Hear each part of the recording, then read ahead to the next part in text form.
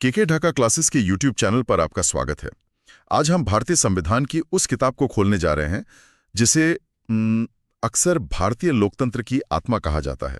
बिल्कुल। हम बात कर रहे हैं भाग 3 में दिए गए मूल अधिकारों की। जी। हमारे पास केके ढाका क्लासेस की कुछ बेहतरीन स्लाइड्स हैं जो अनुच्छेद 12 से 35 तक का सफर तय कराती हैं। लेकिन आज हम इसे सिर्फ पढ़ेंगे नहीं, हाँ, इसे डिकोड करेंगे। हम इसे डिकोड करेंगे। सोचिए, ये संविधान हर भारतीय नागरिक के लिए एक यूजर मैनुअल जैसा है। तो चलिए इस मैनुअल का पहला और सबसे जरूरी चैप्टर खोलते हैं।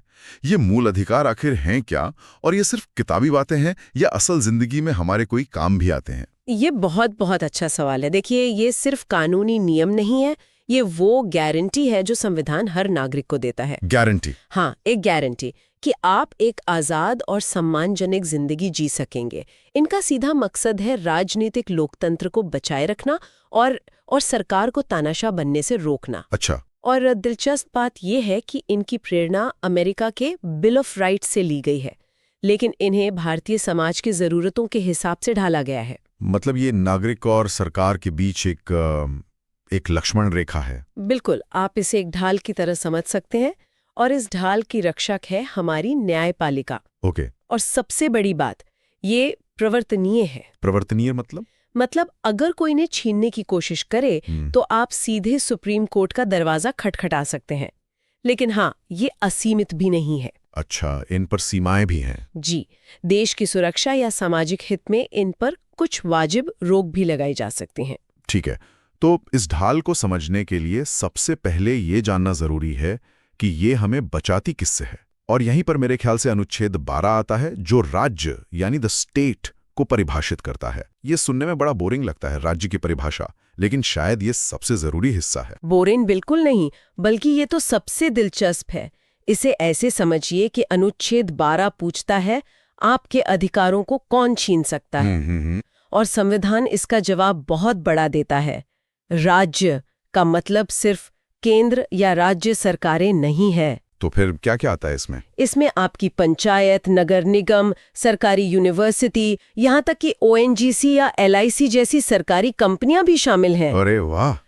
तो अगर कल को दिल्ली नगर निगम कोई मनमाना नियम बना दे या कोई सरकारी कंपनी किसी के साथ भेदभाव करे, तो भी हम अपने मूल अधिकारों की दुहाई दे सकते हैं। एकदम सही। मूल आइडिया ये है कि अगर कोई संस्था सरकार की तरह काम कर रही है या सरकार से शक्ति ले रही है, तो वो राज्य है और आपके मूल अधिकार उसके खिलाफ एक ढाल का काम करेंगे। अच्छा, तो अनुच्छेद 12 ने ये तय कर दिया कि हमें सुरक्षा किससे चाहिए। बिल्कुल। लेकिन सवाल ये है कि ये सुरक्षा मिलेगी कैसे? अगर राज्य कोई ऐसा कानून ही बना दे जो हमारे अधिकारों को छीन ले, तब क्या होगा? बस यहीं पर अनुच्छेद 13 एक दीवार की तरह खड़ा हो जाता है। दीवार? हाँ, इसे मूल अधिकारों का प्रहरी कह सकते हैं। इसका सिद्धांत बहुत सीधा है।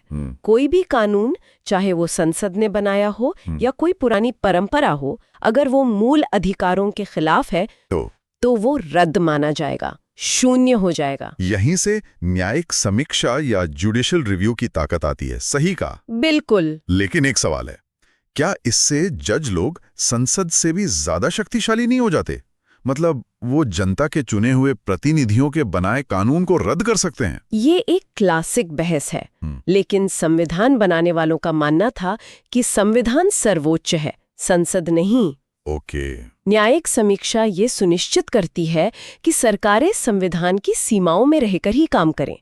और अनुच्छेद 13 में कानून की परिभाषा भी बहुत व्यापक है। जैसे? इसमें संसद के एक्ट, राष्ट्रपति के अध्यादेश, सरकारी आदेश, नियम, यहाँ तक कि वो रीति रिवाज भी शामिल हैं जिन्हें कानून की तरह माना जाता है।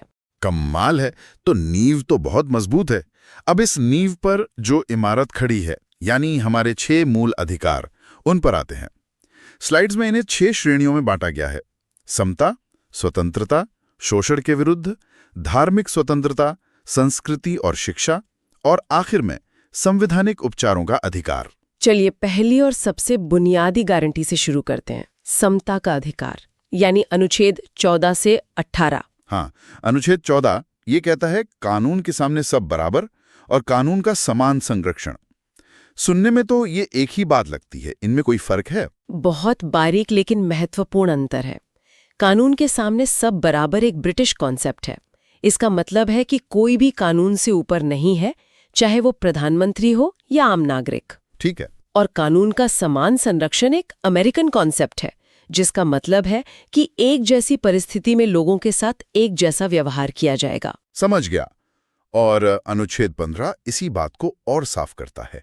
ये कहता है कि राज्य धर्म, नस्ल, जाति, लिंग या जन्मस्थान के आधार पर किसी भी नागरिक से भेदभाव नहीं करेगा। जी, और ये सिर्फ सरकारी दफ्तरों में नहीं, बल्कि दुकानों, होटलों, कुओं, तालाबों यानी सार्वजनिक जगहों पर भी लागू होता है। यहीं पर मेरे मन में एक सवाल आता है। एक तरफ संविधान कहता है कि कोई भेदभाव नहीं होगा, दूसरी तरफ इसी अनुच्छेद 15 में लिखा है कि राज्य महिलाओं, बच्चों या सामाजिक और शैक्षिक रूप से पिछड़े वर्गों के लिए विशेष प्रावधान कर सकता है, जैसे आरक्षण। ये तो सीधा सीधा विरोधाभास नहीं है? ये विरोधाभास लगता है, लेकिन है नहीं। इसे सकारात्मक भेदभाव या पॉजिटिव डिस्क्रिमिनेशन कहते हैं। अच्छा। देखिए, संविधान बनाने वाले जानते थे कि हमारे समाज में हजारों सालों से कुछ वर्गों के साथ अन्याय हुआ है। अगर आप एक 100 मीटर की दौड़ में एक व्यक्ति को 50 मीटर पीछे से दौड़ाएंगे और कहेंगे कि सब बराबर है, तो ये बराबरी नहीं, मजाक होगा। बिल्कुल, ये मजाक होगा। इसलिए उन वर्गों को दौड़ में बराबर लाने के लिए कुछ विशेष मौके देना जरूरी है। इसका लक्ष्य है सच्ची समानता, सिर्फ किताबी समानता नहीं। ये बहुत अच्छी तरह से समझाया आपने। इसी कड़ी में अनुच्छेद 16 सरकारी नौकरियों में बराबरी की बात करता है। अनुच्छेद 17 छुआछूत जैसी सामाजिक बुराई का अंत करता है और अनुच्छेद 18 उपाधियों का अंत करता है। हाँ, और अनुच्छेद 17 तो छुआछूत को एक दंडनीय अपराध बनाता है। जी। सोचिए उस दिन संविधान सभा में क्या माहौल होगा जब सदियों से चली आ रही एक कुप्रथा को एक झटके में गैर कानूनी और दंडनीय घोषित कर दिया गया। वाकई ये सिर्फ एक कानून नहीं, एक सामाजिक क्रांति का ऐलान था।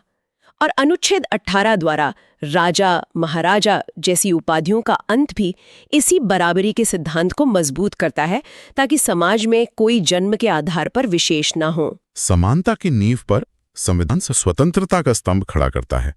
और यहां हम आते हैं शायद सबसे ज्यादा चर्चा में रहने वाले अधिकार पर, अनुच्छेद 19। इससे पहले कि हम आगे बढ़ें, एक दिलचस्प बात बताता हूँ। बताइए। हम सब प्रेस की स्वतंत्रता की बात करते हैं, लेकिन क्या आप जानते हैं कि यह शब्द हमारे संविधान में कहीं लिखा ही नहीं है? क्या बात कर रहे हैं?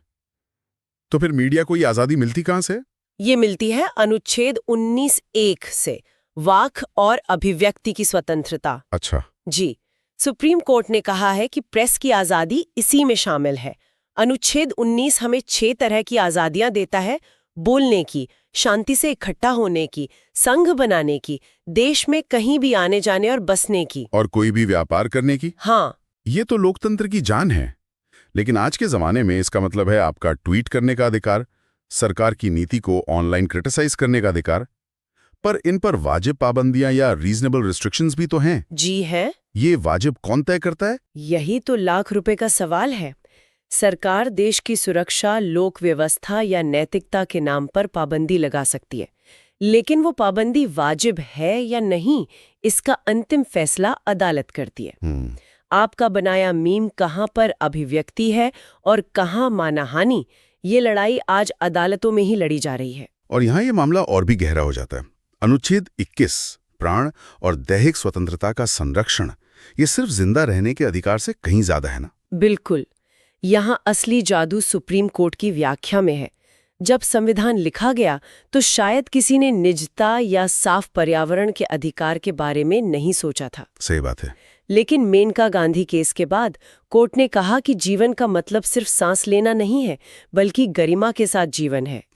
और यहीं से सब कुछ बदल गया। मतलब ये एक छोटा सा शब्द गरिमा हमारे अधिकारों का दायरा आसमान तक फैला देता है। आपने सही पकड़ा। आज जब कोई आपकी डिजिटल जासूसी करता है, जो कि निजता का अधिकार है, हाँ, या कोई फैक्ट्री आपके इलाके में प्रदूषण फैलाती है, स्वच्छ पर्यावरण का अधिकार, बिल्कुल, या सरकार आपको बिना वजह जेल में रखती है, तो आप उसे अनुच्छेद 21 के तहत चुनौती दे सकते हैं। इसी अनुच्छेद से 6 से 14 साल के बच्चों के लिए शिक्षा का अधिकार यानी अनुच्छेद 21A भी निकला, क्योंकि बिना शिक्षा के गरिमापूर्ण जीवन संभव नहीं है। स्वतंत्रता के इसी पैकेज में अनुच्छेद 20 और 22 भी हैं, जो हमें राज्य की ज्यादतियों से बचाते हैं। जी। अनुच्छेद 20 कहता है कि एक ही गुनाह की 2 बार सजा नहीं मिलेगी और किसी को खुद के खिलाफ गवाही देने के लिए मजबूर नहीं किया जा सकता। ये आपराधिक न्याय प्रणाली की रीढ़ है। ये एक अकेले अभियुक्त को राज्य की अपार शक्ति के सामने खड़े होने का हौसला देते हैं। और अनुच्छेद 22? अनुच्छेद 22 मनमानी गिरफ्तारी के खिलाफ हमारा कवच है। आपको अपनी गिरफ्तारी का कारण जानने, अपने वकील से बात करने और 24 घंटे के अंदर मजिस्ट्रेट के सामने पेश किए जाने का अधिकार है। समानता और स्वतंत्रता की नींव पर संविधान कुछ और महत्वपूर्ण अधिकार खड़े करता है जो समाज के सबसे कमजोर वर्गों की रक्षा करते हैं।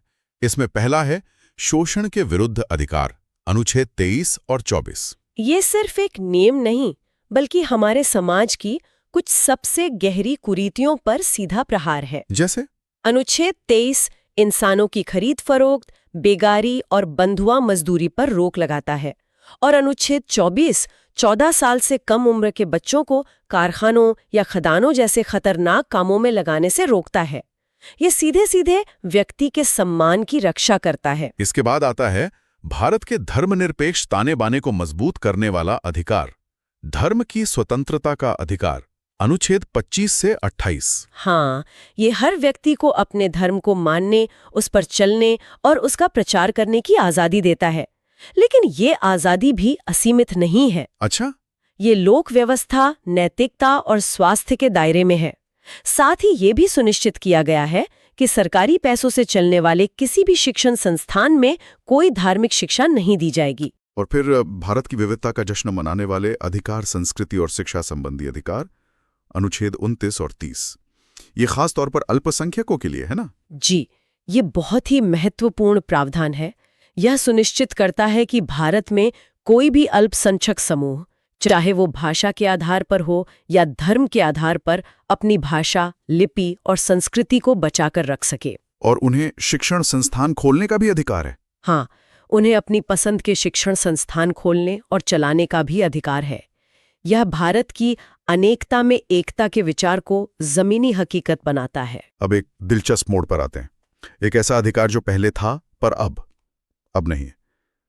संपत्ति का अधिकार, अनुच्छेद 31। यहां क्या कहानी हुई थी? संपत्ति के अधिकार का हटना एक बहुत बड़ी कहानी है। देखिए, आजादी के बाद सरकार को जमींदारी खत्म करनी थी, भूमि सुधार करने थे। हाँ, लेकिन बड़े बड़े जमींदार अनुच्छेद 31 का हवाला देकर अदालत चले जाते थे कि ये हमारा मूल अधिकार है, आप इसे नहीं ले सकते। तो विकास के काम रुक जाते थे। तो सरकार ने क्या किया? बहुत बहस हुई, कई संशोधन हुए और फिर 1978 में 44th संशोधन से इसे मूल अधिकारों की सूची से हटा दिया गया। पूरी तरह से हटा दिया? मूल अधिकारों की सूची से। सरकार ने कहा, ठीक है, संपत्ति रखना आपका कानूनी अधिकार रहेगा, यानी कोई आपकी जमीन यूं ही नहीं छीन सकता, लेकिन ये देश के विकास से बड़ा मूल अधिकार नहीं हो सकता। तो अब ये कहाँ है? अब ये अनुच्छेद 300 क के तहत सिर्फ एक कानूनी अधिकार है। तो हमारे पास ये सारे अधिकार हैं जो हमारी ढाल हैं, लेकिन अगर इस ढाल पर हमला हो तो हमारे पास क्या हथियार हैं? यहीं पर अनुच्छेद 32 आता है, जिसे डॉक्टर अंबेडकर ने संविधान का हृदय और आत्मा कहा था। बिल्कुल, अगर ये अधिकार हमारी ढाल हैं, तो अनुच्छेद 32 वो तलवार है जिससे हम उनकी रक्षा करते हैं। सही। इसके बिना ये सारे अधिकार सिर्फ कागज पर लिखी अच्छी बातें रह जाते। ये अनुच्छेद हर नागरिक को ये गारंटी देता है कि अगर उसके किसी भी मूल अधिकार का हनन होता है तो वो सीधे सुप्रीम कोर्ट जा सकता है। और इसके लिए अदालत 5 तरह के रिट जारी कर सकती है: बंदी, प्रत्यक्षीकरण, परमादेश, प्रतिषेध, उत्प्रेषण और अधिकार परीक्षा। ये नाम बड़े भारी भरकम है, इन्हें आसान भाषा में समझाएंगे? जरूर। इन रिट्स को अदालत के 5 सुपर पावर की तरह समझिए। Okay, super power. पहला, बंदी प्रत्यक्षीकरण, हेबियस कॉर्पस। इसका मतलब है शरीर को पेश करो। ये कोर्ट का सीधा आदेश है। जिस व्यक्ति को तुमने पकड़ा है उसे मेरे सामने पेश करो ताकि मैं देख सकूं कि गिरफ्तारी कानूनी है या नहीं। मतलब ये गैर कानूनी हिरासत के खिलाफ ब्रह्मास्त्र है। बिल्कुल। दूसरा, परमादेश, मैंडेमिस। इसका मतलब है हम आदेश देते हैं। ये तब इस्तेमाल होता है जब कोई सरकारी अधिकारी या संस्था अपना कानूनी कर्तव्य पूरा नहीं कर रही हो। जैसे नगर निगम सड़क ठीक नहीं कर रहा हो। एकदम सही। तीसरा, प्रतिषेध, प्रोहिबिशन। ये एक ऊपरी अदालत का निचली अदालत को आदेश है कि रुको, ये मामला तुम्हारे अधिकार क्षेत्र से बाहर है, इस पर सुनवाई मत करो। ठीक है। और चौथा, उत्प्रेषण सेट्युरारी। ये भी ऊपरी अदालत का निचली अदालत को आदेश है, लेकिन तब जब फैसला सुनाया जा चुका हो। ऊपरी अदालत कहती है तुमने जो फैसला दिया है उसे रद्द करो और केस की फाइलें मुझे भेजो। और आखिरी 5वां, अधिकार पृच्छा को वारंटो। इसका मतलब है आपका क्या अधिकार है। ये तब जारी होता है जब कोई व्यक्ति गैर कानूनी तरीके से किसी सार्वजनिक पद पर बैठ गया हो। अदालत उससे पूछती है कि आप किस अधिकार से इस पद पर है। आखिर में आते हैं अनुच्छेद 33, 34 और 35, जो कुछ पाबंदियों और विशेष शक्तियों की बात करते हैं। हाँ, इन्हें समझना भी जरूरी है। अनुच्छेद 33 संसद को ये शक्ति देता है कि वो सेना, पुलिस और खुफिया एजेंसियों के सदस्यों के मूल अधिकारों को सीमित कर सके, ताकि अनुशासन बना रहे। जी। अनुच्छेद 34 मार्शल लॉ यानी सेना के शासन से जुड़ा है, और अनुच्छेद 35 ये सुनिश्चित करता है कि कुछ खास मूल अधिकारों पर कानून बनाने की शक्ति सिर्फ संसद के पास हो, राज्यों के पास नहीं, ताकि पूरे देश में एकरूपता बनी रहे।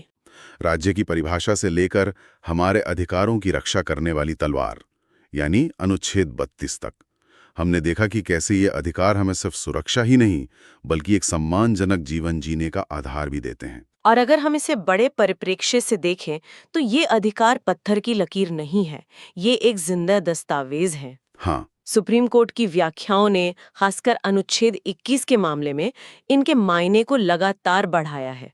ये नागरिक और राज्य के बीच एक निरंतर संवाद है जो हमारे लोकतंत्र को जीवंत और गतिशील बनाता है। ये स्रोत हमें एक शक्तिशाली विचार के साथ छोड़ जाते हैं।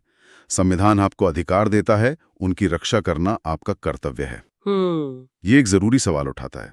एक नागरिक के रूप में अपने और दूसरों के इन अधिकारों को जानने और उनकी रक्षा करने में हमारी सक्रिय भूमिका क्या है, खासकर आज के डिजिटल युग में, जहां बोलने की आज़ादी और निजता जैसी धारणाओं को रोज नई चुनौतियों का सामना करना पड़ रहा है। सोचने के लिए एक बहुत अच्छा विचार है। बिल्कुल, सोचने के लिए एक विचार।